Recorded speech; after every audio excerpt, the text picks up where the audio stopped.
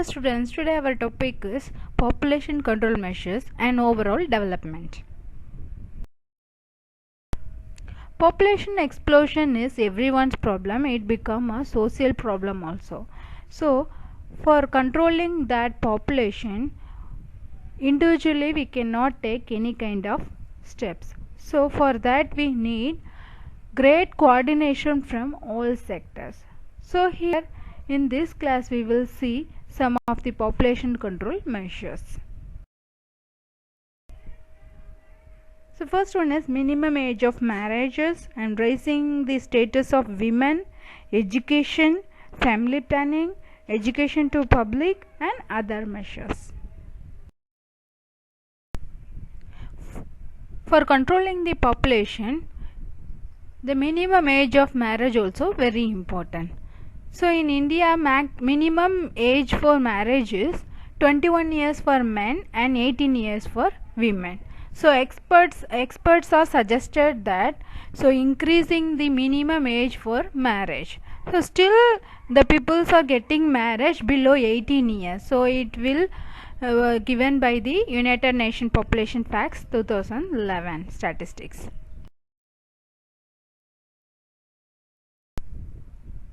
Then next is we can control the populations by raising the status of women. So how we can raise the status of women? So we can give the equal opportunities in the society, and we also have to give the opportunity equal to her husband. Then only she can able to determine on the number of children. She herself only can decide about how many children and about the family planning. So there should be no any pressure from the husband or our in-laws. So this is the way we can raise the status of women. Education.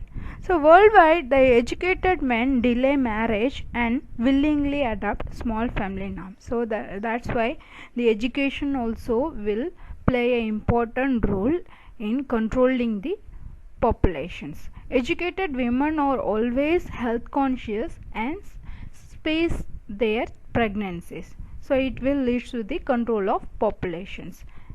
Finally, if we are telling the education is the strongest weapon against the population explosion.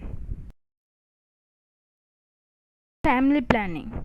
So family planning is the most popular method used in many countries. By adapting family planning measures, people can regulate their birth rate. So we are having temporary method of family planning and permanent method of family planning. So it will help in controlling the populations.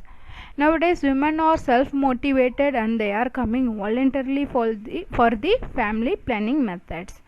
Women only coming forward comparing to the men. So men are nowadays they are delaying to have a vasectomies.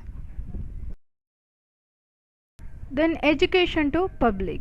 So we can control the population by providing education to the public. So mass education helps in enhancing awareness on having one or two children. So already we have seen about the slogans. So by making some slogans and making some awareness, we can control the populations. And also IEC, that is Information Education Communication Department, should be actively engaged for controlling the population. They can provide some kind of awareness through mass media or through news or any pamphlet, leaflet, educations like that. They can actively involve in many kind of activities. Other measures we can take for controlling the population: social security, recreational facilities, sex education, tax benefits or concessions, incentives. These are all the other measures we can take. We will see one by one. The next is social security. So by providing the social security schemes also, the people will think more benefit and they will not have any longer for having a desire of more children. So assure grade help to public to establishment of social security schemes. So we have to provide a social security schemes which will help them in the later years, like when they are in a old age or when they are in a sickness or unemployment, they feel that they will get benefit from the government. So that through that scheme, through that social security scheme, the people will feel comfort and they will not have more children. Recreational facilities. This is an indirect way of controlling the population method. By providing the recreational activities like cinema, sports, dance and swimming, it also will likely to fall in the sex education. This is also very important for the school children's, so it will help to avoid the unwanted happenings or unwanted pregnancies. So as a parents or as a health professionals, we have to educate the school children's regarding this. They will collect the information from the internet or their peers, which will be the incomplete information which leads to the malpractice. So they have to educate about the sex educations. It will help in controlling the population. Then tax benefits or concessions. Several policies in regard to tax exemptions should be available as incentive to limit overpopulation. So for tax benefit also we can use to control the populations.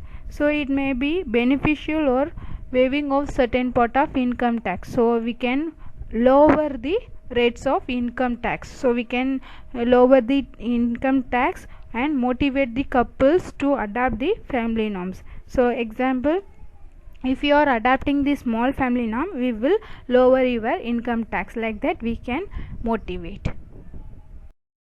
Then incentives. So while during the job, that time also incentives can be announced in the following ways: provision of increment, promotion, appreciation certificates and employment priorities for the only one child families.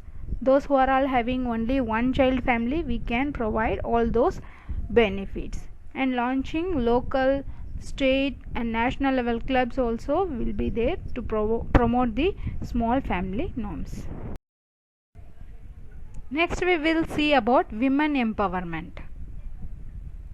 So for controlling the population, women empowerment is very necessary. So we will see what all the women empowerment step we can do.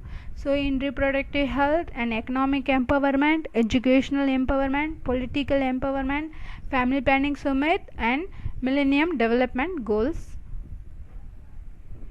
Coming to reproductive health, so we will empower the women. So first we will see the reproductive health.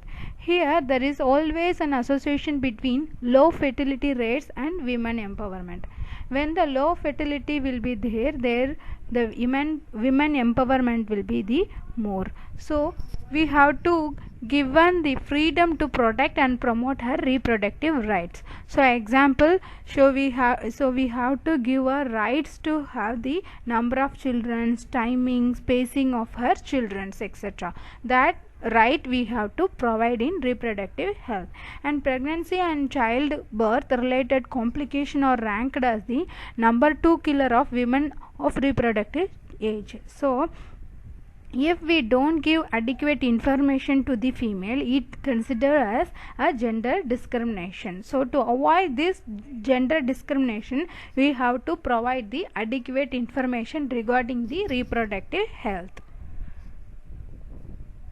Economic empowerment. So economic disparities are found between men and women. For example, women are paid less wages compared to male. So this scenario should change and women should be treated equal to women. So then only economic empowerment, only the women's work also will be improved. Then most women work at home as well as in the office.